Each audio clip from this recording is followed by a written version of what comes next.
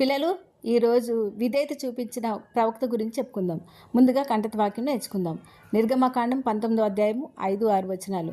కాగా మీరు నా మాట శ్రద్ధగా విని నా నిబంధనను అనుసరించి నడిచినట్లా మీరు సమస్త దేశ జనులలో నాకు స్వకీయ సంపాద్యం అగుదురు.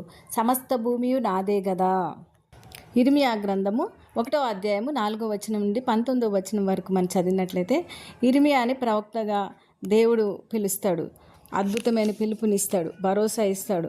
ఎలా అంటే, గర్భంలో నిన్ను రూపింపక మునిపే నేను ఎరిగాను, నువ్వు గర్భం నుండి బయలుపడక మునిపే నేను నిన్ను ప్రతిష్ఠించాను, జనములకు ప్రవక్తగా నేను నియమించాను అని దేవుడు సెలవిస్తాడు. వెంటనే ఇర్మియా, అయ్యో ప్రభువా, నేను బాలుడను, మాట్లాడటానికి శక్తి లేదు అని తన అసమర్థతను ఒప్పుకుంటాడు.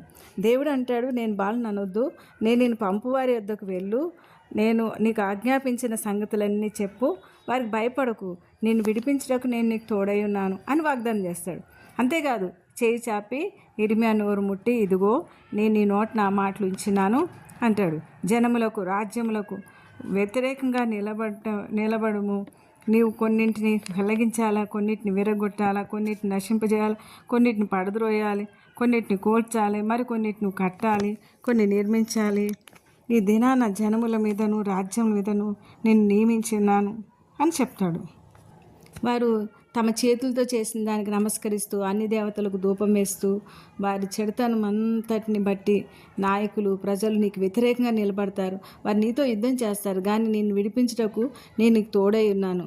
వారు నీ పైన యుద్ధం చేస్తారు, కానీ వాళ్ళు విజయం పొందలేరు, నిన్ను జయించలేరు. నేను నీకు కాపుదలనిస్తాను అని దేవుడు హామీ ఇస్తాడు.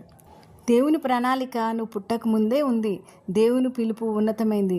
ఇర్మియా అన్నట్లు నాకు శక్తి చాలదనుకుంటున్నావా? నిన్ను కూడా ఒక నిర్దిష్టమైన పని కోసం ఈ లోకంలో దేవుడు సృష్టించాడు. నీవు దేవుని దృష్టిలో అమూల్యమైన దానివు. దేవునికి నీ బలహీనతలు తెలుసు. నీ బలహీనత మీద కాకుండా, నీ సామర్థ్యం మీద కాకుండా దేవునికి తోడై ఉన్నాడు, ప్రతికూల పరిస్థితుల్లో నేను విడిపిస్తాడు అని దేవుని వాగ్దానాన్ని బట్టి నువ్వు ధైర్యం తెచ్చుకో.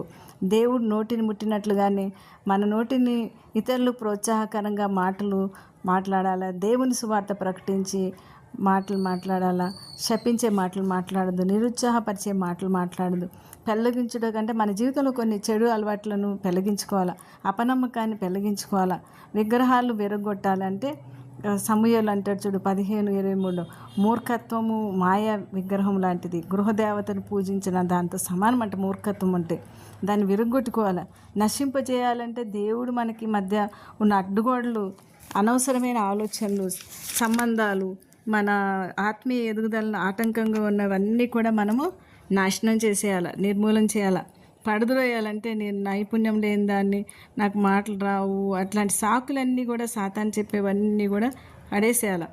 కూలద్రోయాలంటే కోపాలు, అసూయలు, దేవుని వాక్యానికి వ్యతిరేకంగా మనకు సాతాను నిర్మించిన కోటగోడలు ఏమున్నా కూర్చబడాలి. కట్టబడాలి అంటే ఏంటి? కట్టాల్సిన ఏంటి? క్రీస్తు ప్రేమ, క్షమాపణ, మంచి స్వభావం మనం నిర్మించుకోవాలి. నాటడం అంటే దేవుని వాక్యాన్ని మన హృదయంలో నాటుకోవాలా, ఇతరులకు నాటాలి. సువార్త ద్వారా దేవుని ప్రేమ, ఆనందం, సంతోషము అనే ఫలాలు మనం ఫలించాలి. ప్రార్థించుకుందామా? ప్రార్థన. ప్రియమైన మా రక్షక దేవ, మమ్మల్ని ఎరిగి ఉన్న దేవ, నీకు మేము సమర్పించుకుంటున్నాం. నువ్వు మనం పిలుస్తున్నప్పుడు మేము లోబడ్డానికి నీవు మాకు తోడై ఉన్నావని, సంరక్షిస్తావని నమ్మకం, నీ వాక్యం విని లోబడి దైవభక్తి గల నాయకులుగా మమ్మల్ని సిద్ధపరచమని యేసు నామమున ప్రార్థిస్తున్నాం తండ్రి. ఆమేన్.